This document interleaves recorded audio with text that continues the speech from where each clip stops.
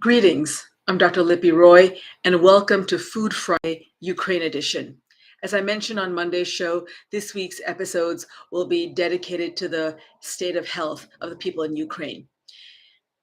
Today's show will focus on food insecurity and malnutrition impacting the people of Ukraine. Under international human rights law, everyone has the right to access adequate food in order to live a healthy and active life. Sadly, the war in Ukraine is jeopardizing all of this.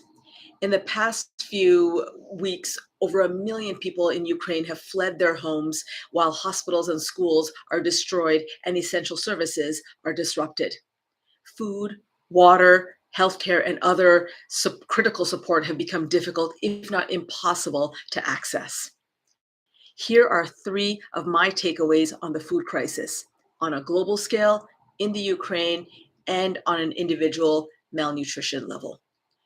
First, the global food crisis. According to the International Trade Center, Ukraine and Russia collectively account for almost 30% of global wheat trade. Wheat, as most of you know, is milled into flour, which is then used to make bread, pasta, noodles, cereal, etc. They also supply around 1/5 of the world's corn and around 60% of the world's sunflower, safflower, and cottonseed oil. Unfortunately, the ongoing war in Ukraine is severely destabilizing global food systems, resulting in skyrocketing food prices and substantial food shortages. And who's going to bear the brunt of this conflict? People living in extreme poverty will suffer the most. At the start of 2021, approximately 45 million people were at risk of catastrophic hunger. According to the Global Hunger Index report, violent conflict as well as climate change are worsening global hunger and malnutrition, all of which was exacerbated by the COVID-19 pandemic. Second, food insecurity in Ukraine. Before the Russian invasion, the United Nations hunger map showed that 4.6 million people in Ukraine, or about 10% of the population, faced insufficient food intake. Now, cities like Mariupol, which just faced constant bombardment, surrounded by Russian troops, are leaving 400,000 civilians trapped without running water, food, or medical supplies.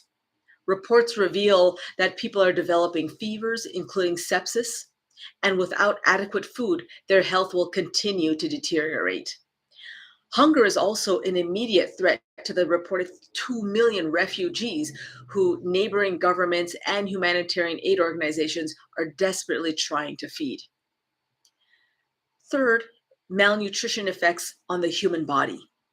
According to the United Nations World Food Program, nearly 23% of Ukrainian children under the age of 5 are chronically malnourished and 8% are acutely malnourished. So what exactly does malnutrition mean, or hunger mean?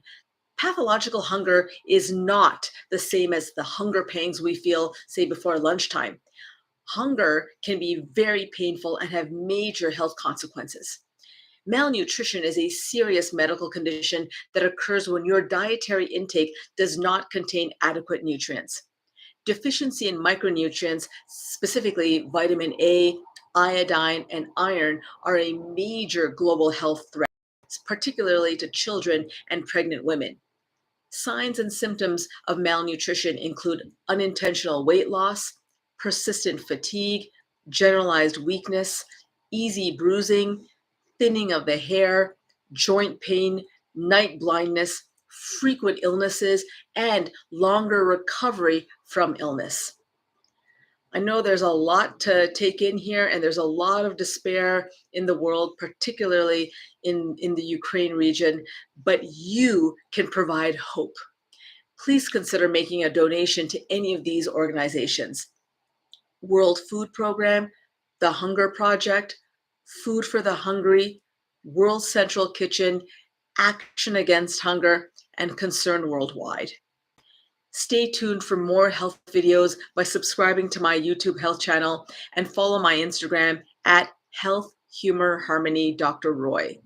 Thank you, be safe, and I'll see you back here Monday, 3 p.m. Eastern.